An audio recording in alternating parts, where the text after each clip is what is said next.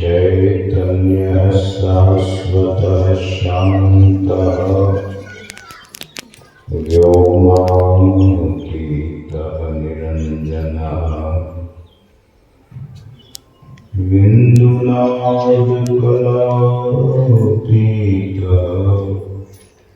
तस्मै श्री गुरुवे नमः। ज्ञान उदधि अज्ञान घन सद्गुरु शंकर रूप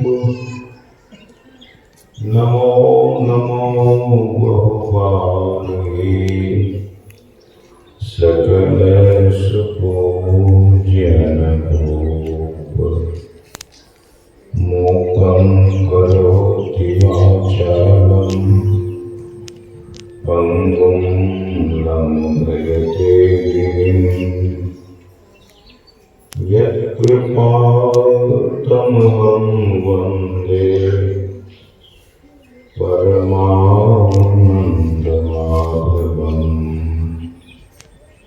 यत्कृपातमहं वन्दे परमानन्दमाधवम्। बोलिए श्री सद्गुरु महाराज की जय। राजा स्मरणीय अनंत श्री ऋषि परमाराज के परम पूज्य पाद संत सद्गुरु महाराज के परम पावन युगल पद्म पदों में सदा सदा प्रबंधन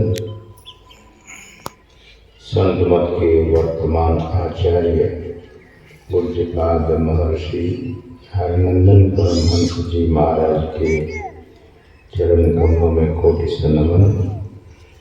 इस मंच पर उपस्थित विनम्रता के प्रतिमूर्ति संत मत के शीलवान चरित्रवान विद्वान साधु महापुरुष श्रद्धेय स्वामी निर्मलानंद जी महाराज, श्रद्धेय स्वामी बोधानंद जी महाराज तथा अन्य साधु महात्मागण, सत्संग में समुपस्थित परम सम्माननीय सत्संग प्रेमियों, सदात्माओं, भक्तिमती माताओं तथा बहनों,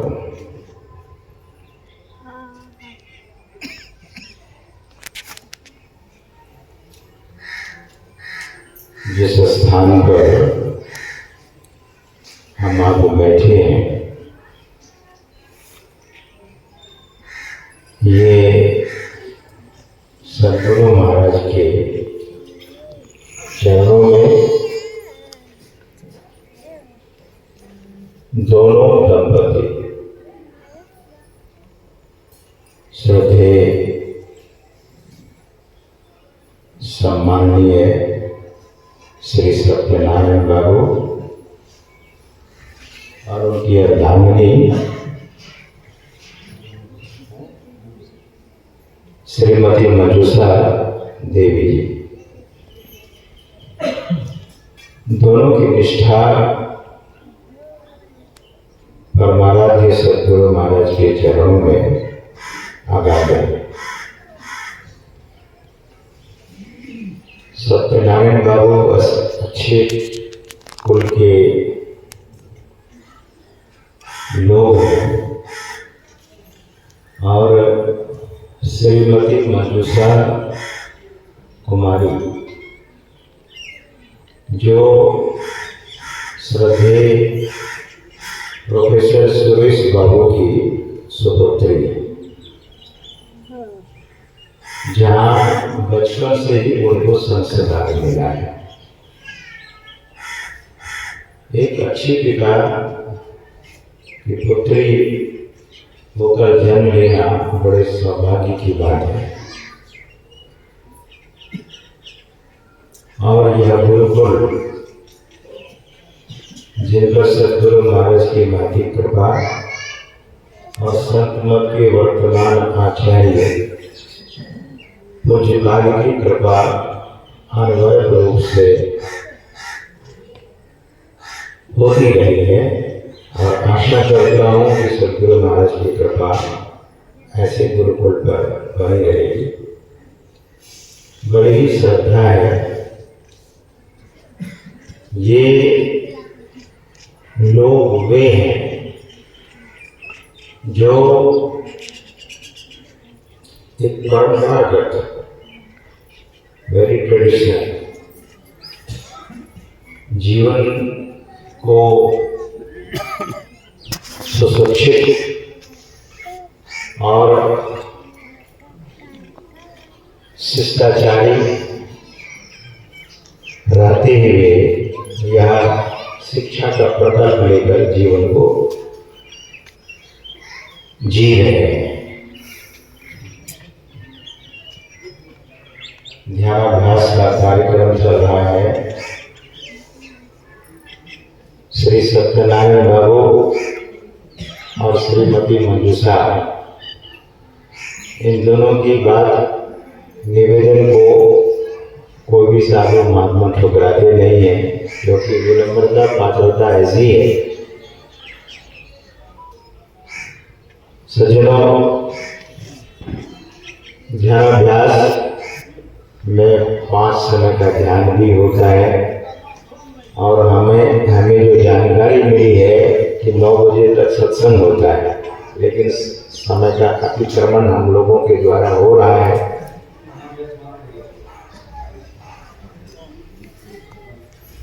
तो श्रद्धेय प्रोफेसर श्री सुरेश बाबू कह रहे हैं कि ध्यानाभ्यास पूर्ण हो गया। तो खैर, बहुत विशद रूप से ऐसे विद्वान महापुरुष से हमारा अभी ध्यानाभ्यास के संबंध में सुन रहे थे। श्रद्धेय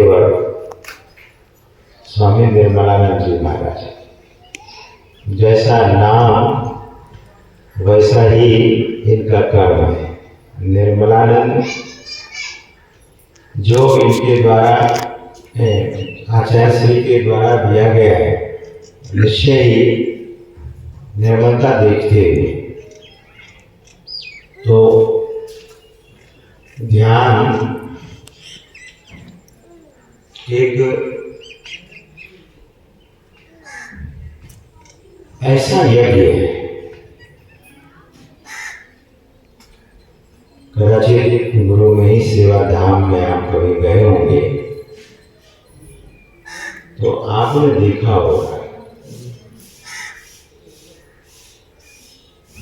भगवान महावीर की वाणी दीवार पर लिखी हुई है।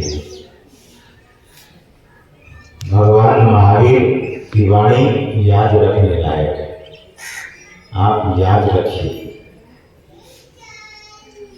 भगवान महावीर कहते हैं कि समस्त धर्मों का मूल, ध्यान से सुनिएगा, समस्त धर्मों का मूल ध्यान है, ऐसा भगवान महावीर कहते हैं। सभी धर्म मूल। सद्गुरु महाराज कहा करते थे कि संत मत में से ध्यान हटा दो तो संत मत सजीव नहीं रहेगा, निर्जीव हो जाएगा।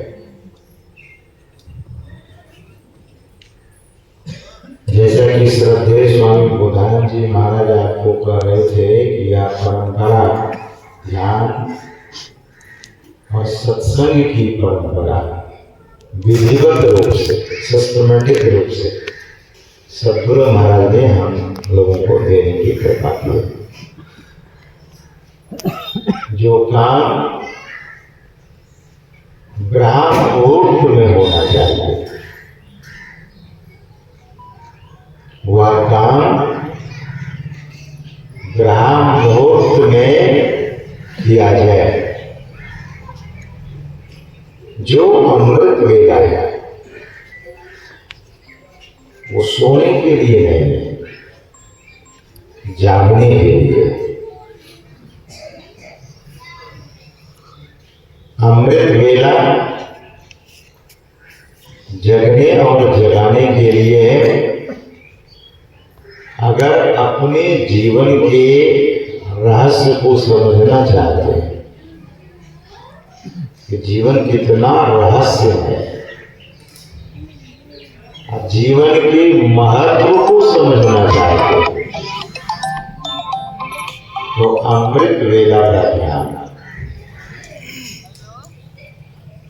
ब्राह्म मुहूर्त का ध्यान, अमृत वेला का ध्यान आपको ऐसी समझ दे देगा कि संसार में फिर उलझेंगे। कभी कभी लोग कहते हैं कि महाराज मुझे उलझा दिया गया है। हम उलझे नहीं, उलझा दिया गया। निश्चय ही कभी कभी ऐसा देखा जाता है जीवन में।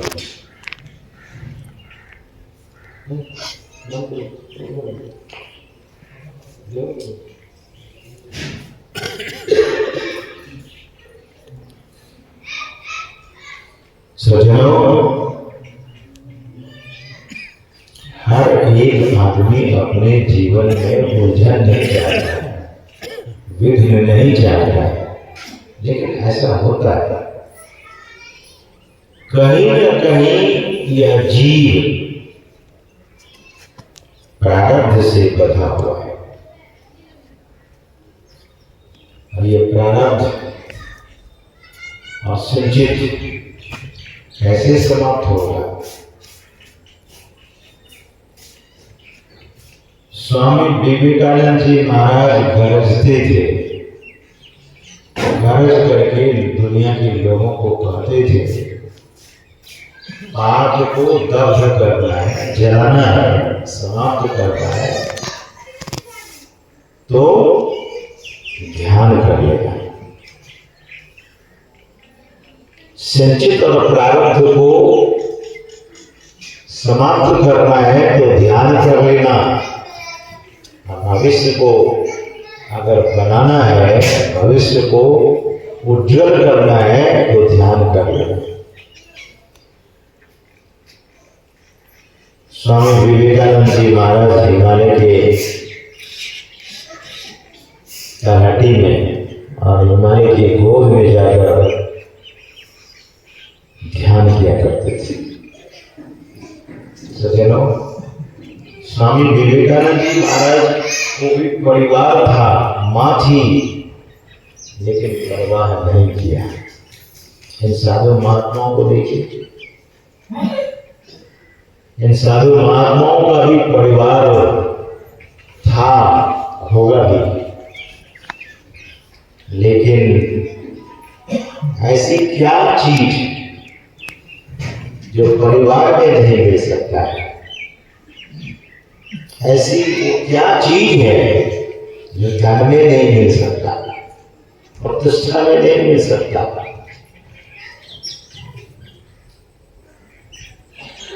वो चीज है अमृत, और अमृत की प्राप्ति ध्यान से ही संभव है। सज्जनों, अमृत का कुआं हम आपके भीतर है, अमृत की धारा बह रही है भीतर, कैसे प्राप्त करेंगे? ये जो मरने का डर लगा हुआ है, देखिए हर व्यक्ति भाग रहा है, हर व्यक्ति दौड़ रहा है, हर व्यक्ति उद्यम में लगा हुआ है, हर व्यक्ति के पीछे प्रेशर है। लेकिन साधु संतों को देखेंगे तो साधु संत प्रेशर में नहीं गिरे, साधु संत स्थिर हो गए। ये स्थिरता कैसे आएगी? कैसे आएगी? और ये स्थिरता होती कहाँ है? कहाँ रहती है? सज्जनों, सद्गुरु महाराज कहते हैं कि शांति और स्थिरता वो प्राप्त करनी है, लेकिन कहां प्राप्त करेंगे? तो केवल ध्यान से। मन बहुत चंचल रहता है, जितना जिसका मन चंचल होगा उनके जीवन में विघ्न उतना ही रहेगा, अशांति उतनी ही रहेगी। इसीलिए ये महापुरुषों की खोज है। नर करेगा तो वो शांति को प्राप्त कर लेगा। क्या करेगा? नारी करेगी, उसे भी शांति मिल जाएगी। यही संपत्ति जो अपनी संपत्ति है, निज संपत्ति है। बाहर की संपत्ति तो आपकी जितनी है उसमें घटबढ़ होती है, संपत्ति घटती है, बढ़ती है, लेकिन ये संपत्ति जिस दिन मिलेगी, जीवन में एक शांति का साम्राज्य छा जाएगा। हमारे श्रद्धे श्री सत्यनारायण बाबू, उनके भीतर भी ये है, एक प्यास है, एक खोज है। क्या? कि हमें भी शांति मिले और समाज को भी शांति मिले। ये पुण्य पुरुष लोग होते हैं जो इस पुनीत कर्म को करते हैं। सद्गुरु महाराज कहा करते थे कि बाहर में सबसे पुनीत कर्म क्या है? कहते थे, पूछते भी थे और कहते थे कि सबसे पुनीत कर्म अध्यापन है, जो अध्ययन कराते हैं विद्यार्थियों को। बड़ा सुंदर, जीवन को दिशा देते हैं। लेकिन बाहरी भौतिक विद्या से भी विशेष विद्या है अध्यात्म विद्या। इसीलिए भगवान श्री कृष्ण अर्जुन से कहते हैं कि अर्जुन, अध्यात्म विद्या विद्यानाम। भगवान कहते हैं कि अध्यात्म विद्या ही विद्या है। तो अध्यात्म विद्या जिस शिक्षक के भीतर हो जाएगी, अध्यात्म विद्या प्रोफेसर के भीतर हो जाएगी, लेक्चरर के भीतर हो जाएगी, फार्मर के भीतर हो जाएगी, इंजीनियर के भीतर हो जाएगी, मिनिस्टर के भीतर हो जाएगी, किसी लीडर के भीतर हो जाएगी। अध्यात्म विद्या जहां जहां होगी, उस व्यक्ति के जीवन में शांति आना शुरू हो जाएगी। और शांति अध्यात्म का स्रोत मात्र ध्यान है, सत्संग। ध्यान सत्संग की सिद्धि कैसे होती है? ध्यान सिद्ध हो जाए, ध्यान में आप सफल हो जाए, इसके लिए ध्यान में सफल वही होगा जो सदाचारी होगा।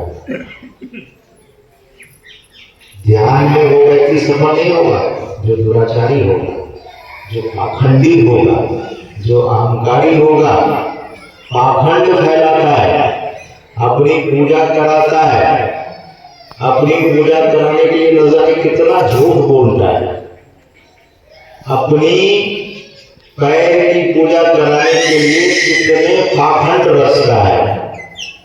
तो ऐसे व्यक्ति अंत समय में बड़ा पछताता है। सद्गुरु महाराज की वाणी हम सबों को याद रखनी चाहिए।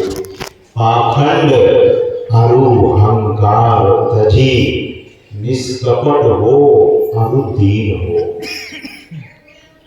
ये क्वालिटी सद्गुरु महाराज कहते हैं कि ऐसा, और फिर कहते हैं सब कुछ समर्पण कर गुरु की सेव करनी चाहिए। सेवा किसकी मान लो? घर में आपको थाली दी जाती है, भोजन की थाल परोस दी जाती है, और थाली परोसने वाले एक नहीं, मात्र दो नहीं, एक कटु वचन बोलते तो भोजन तो पानी हो गया उसी समय। सेवा हम आप देखते हैं, आपकी कोई सेवा करे, पत्नी करे, बेटी करे, बेटा करे, सेवा तो करे लेकिन कपटता के साथ करे, कटुता के साथ करे, वो सेवक को सेवा का फल नहीं मिलता है। चाहे कितने बड़े महापुरुषों की सेवा कोई करे, फल नहीं मिलेगा। इसलिए सदगुरु महाराज कहते हैं निष्कपटता होनी चाहिए, मनसा वाचा कर्मणा। सज्जनों, ध्यान सरलता से, सहजता से, निष्कपटता से, देखिए जो मूल बात है उसे अच्छी तरह से सुन लीजिए और उसे ग्रहण कीजिए। सदगुरु महाराज के शिष्य हो गए संत पूज्यपाद संत शिशु सूर जी महाराज। पढ़े लिखे नहीं थे, चलो पूज्यपाद संत शिशु सूर जी महाराज पढ़े लिखे नहीं थे, लेकिन निष्कपटता सरलता बहुत थी। यद्यपि वे सिद्ध पुरुष थे, गुरु महाराज की ऐसी कृपा हुई कि वे सिद्ध हो चुके थे, लेकिन कभी नहीं प्रदर्शन किया। प्रदर्शन कभी नहीं किया,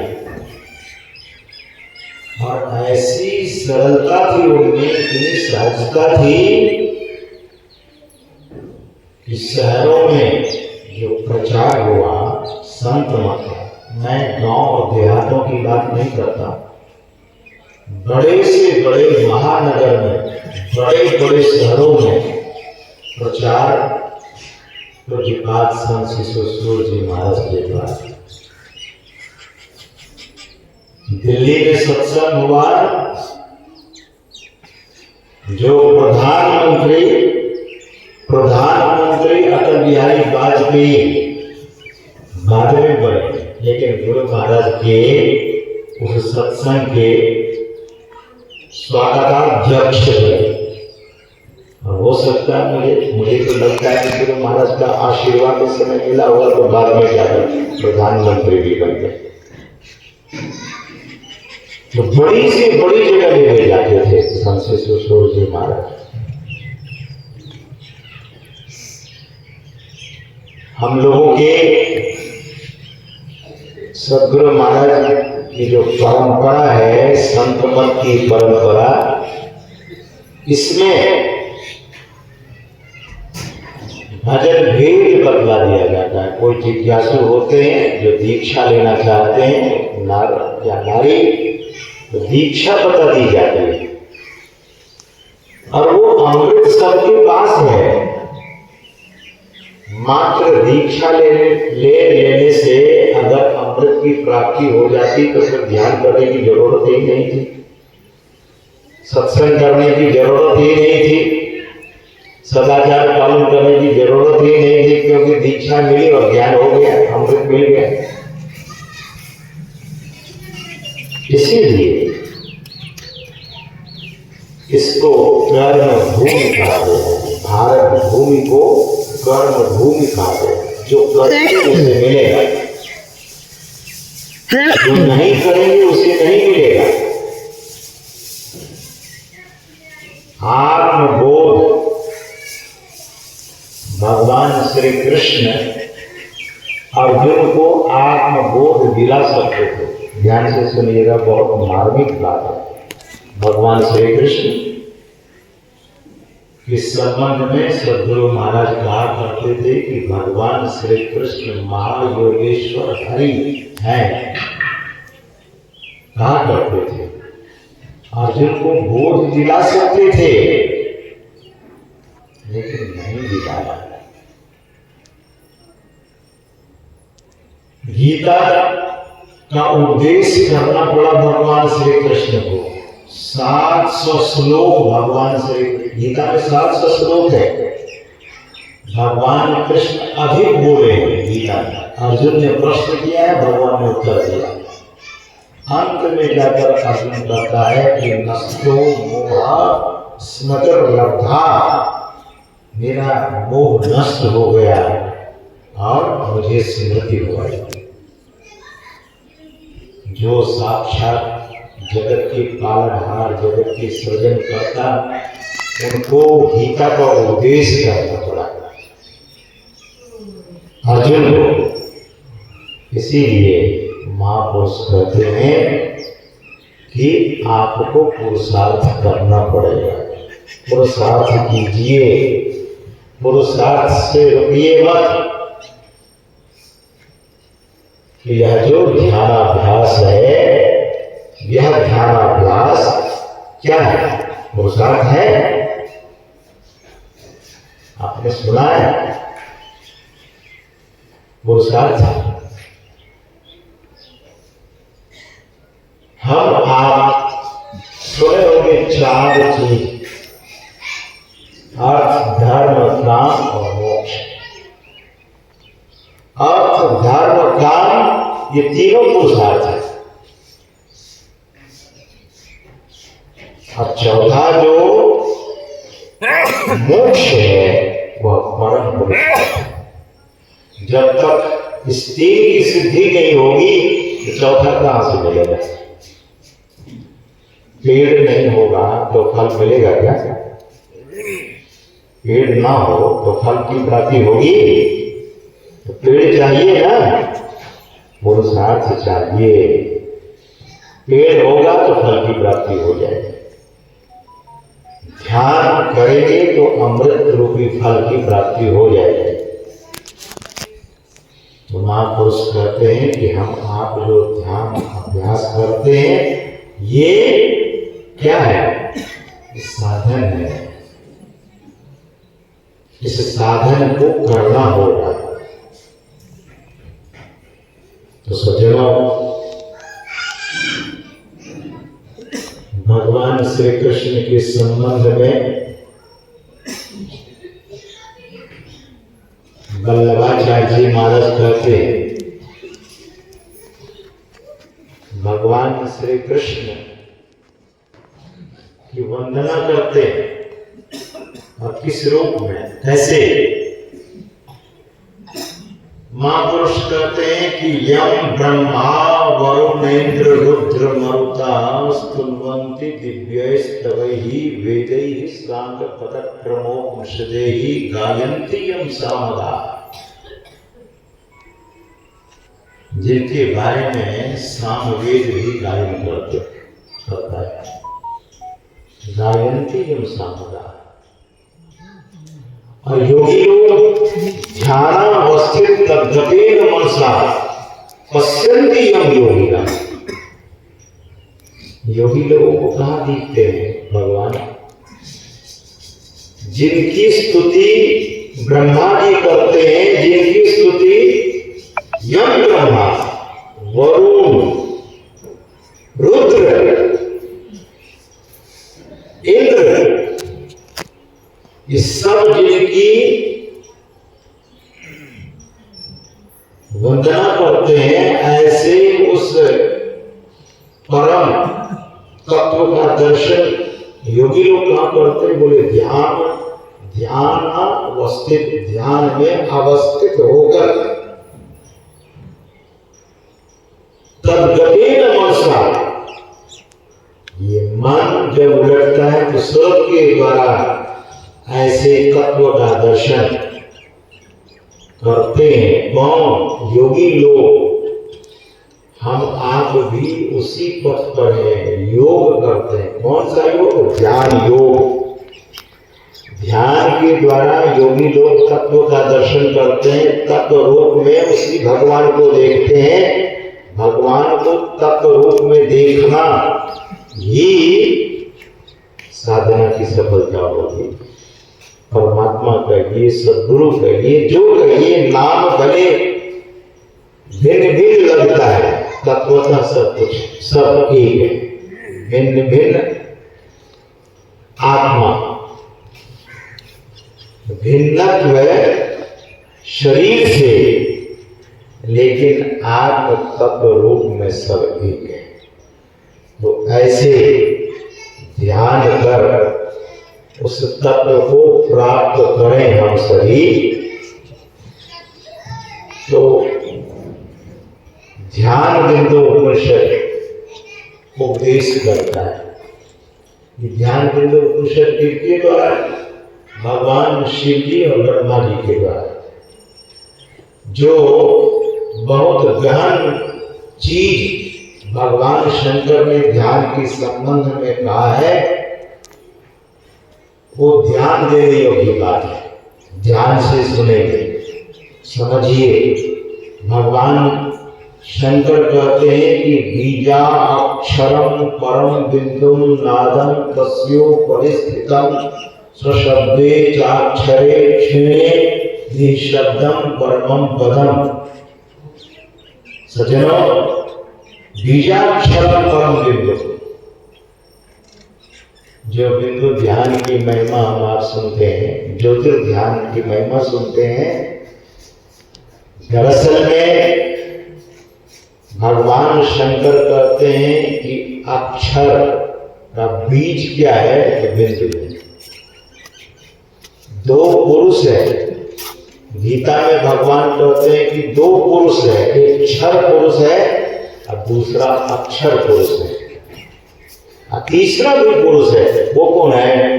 बोले क्षर एव च क्षरा सर्वाणि भूतानि कूटस्थो अक्षर उच्यते। भगवान कहते हैं कि क्षर और अक्षर दो पुरुष के ऊपर मैं हूं, मैं पुरुषोत्तम हूं। और अक्षर का बीज, सृष्टि का बीज बिंदु है। इसीलिए बिंदु ध्यान करेंगे तो बिंदु ध्यान करने से जिसका बिंदु ध्यान सिद्ध हो जाता है उसको बहुत कुछ जानने में आने लगता है, बहुत कुछ वो जानने लगता है, चाहे वो नर हो चाहे वो नारी हो, कोई हो। बिंदु ध्यान, और ये बिंदु ध्यान संभव कैसे है, हम कैसे कर सकते हैं? तो महापुरुष कहते हैं, ध्यान से सुनिएगा। सद्गुरु महाराज की वाणी में आया, सद्गुरु महाराज कहते हैं कज्जल केंद्र सुई अग्रदर हुई। कज्जल केंद्र, जब आंख बंद करते हैं तो अंधकार दिखता है। कज्जल मतलब काजल की तरह। काजल कितना काला होता है, कितना काला होता है काजल। और जब अंधकार दिखता है तो उस अंधकार के बीचों बीच देखने का संकेत महापुरुष करते हैं। सुई की नोक कितनी सूक्ष्म होती है, बारीक होती है। दृष्टि की धार सुई की नोक से भी हजारों हजार गुना बारीक है। दोनों दृष्टि की धारें जब मिलेगी, लेकिन मिलेगी तब जब वहां लगन से प्यास लगी हो देखने की। इसीलिए सद्गुरु महाराज कहते हैं कि वहां बहुत मुस्तैदी के साथ और लगन के साथ कज्जल सुई अग्रदर हो। हम आपकी दृष्टि की धारें बिल्कुल सामने, अग्र मतलब सामने, दृष्टि चढ़ी और श्रुति धावे। देखिए, दृष्टि और श्रुति, श्रुति को यहाँ पर सद्गुरु महाराज कहते हैं दृष्टि चढ़ाइए कान श्रुति पर, चढ़ी श्रुति धागाएं। वहां जो लगन से देखता है, और धावे का अर्थ यहाँ महापुरुष विह्वलता, जो विह्वलता से देखे। जैसे कोई किसी का पति सख्त बीमार हो गया या कुछ हो जाए तो नारी अपने पति को देखने के लिए विह्वल होती है, उसी तरह से साधक भी विह्वल होकर देखता है। जब तक व्यग्रता नहीं होगी तब तक साधक सफल नहीं हो सकता। ऐसे बैठे ध्यान में और अनमने ढंग से बैठे हैं, और बैठेंगे तो आंख बंद होती है सज्जनों, तो स्वाभाविक रूप से निद्रा देवी वहां प्रहार करती है। निद्रा देवी का प्रकोप होता है। निद्रा देवी नहीं चाहती है कि आप ऊपर उठे। वहां जो उठने की बात है, जो विह्वलता, जिसके भीतर विह्वलता होगी, व्यग्रता होगी, व्याकुलता होगी, उसे दिखेगा। जो जिसमें आलस्य होगा, प्रमाद होगा, उससे यह चीज दिखने वाला नहीं होता। वर्षों लगता है, वर्षों और जन्मों लग जाता है।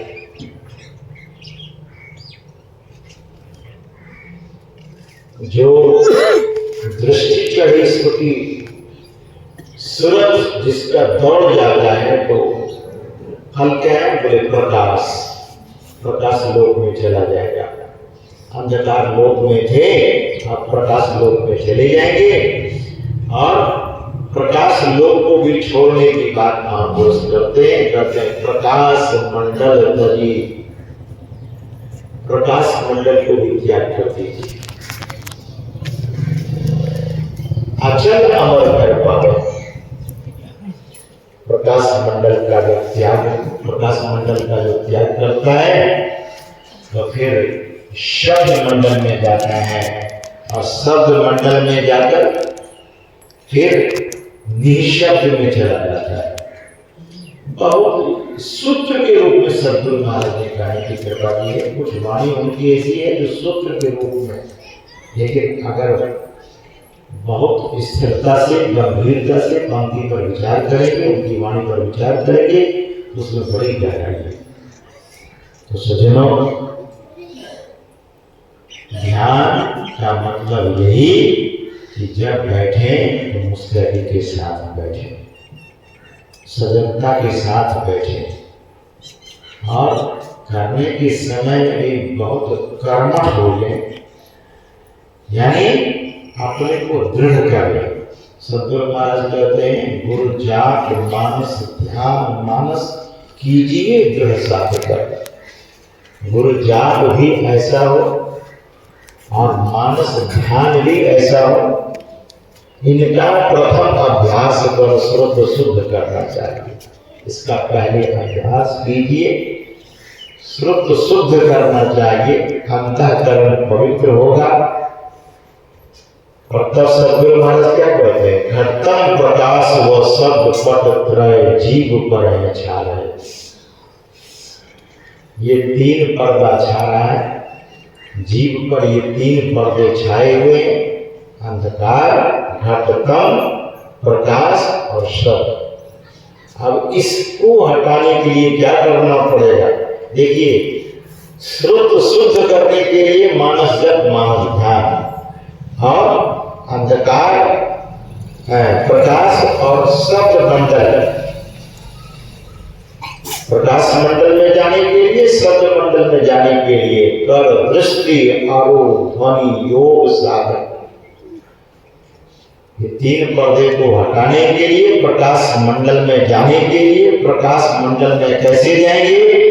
प्रकाश मंडल में वही करी दृष्टि, ध्वनि, दृष्टि योग, ध्वनि योग, ये करेंगे तब ये तीन पर्दे हटेंगे।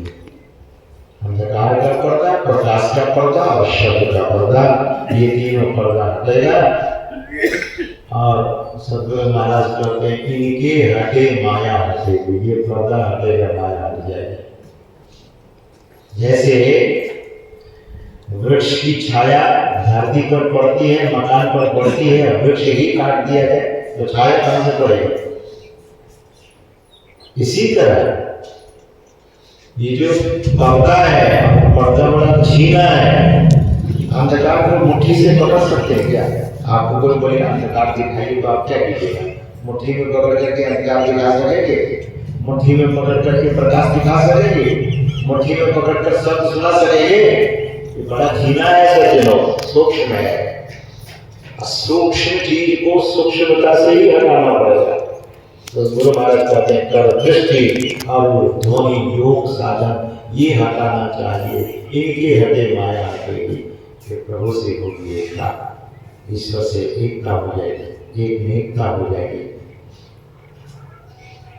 फिर कोई द्वैतता नहीं रहेगी, द्वैतता लक्षण नहीं रहेगी, कुछ भी नहीं, थोड़ा भी नहीं।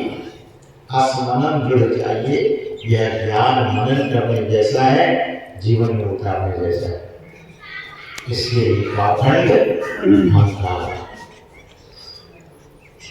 Nobody is big than Ishvara and Sadguru. No one is bigger or greater. No one is greater than Sadguru. No one is greater than Supreme God, the Supreme Personality of the Godhead. No one is greater than the God. We must understand that. कोई महान नहीं, उससे बड़ा नहीं, ईश्वर से सदगुरु से कोई नहीं बड़ा। और कबीर साहब ने यहाँ तक कर दिया कि गुरुदेव बड़ा न कोई। No one is greater than the Sadguru. No one is bigger than the Sadguru. No one has that much glorification than Sadguru. Sadguru सबसे बड़े। आप सहजो भाई से पूछिए,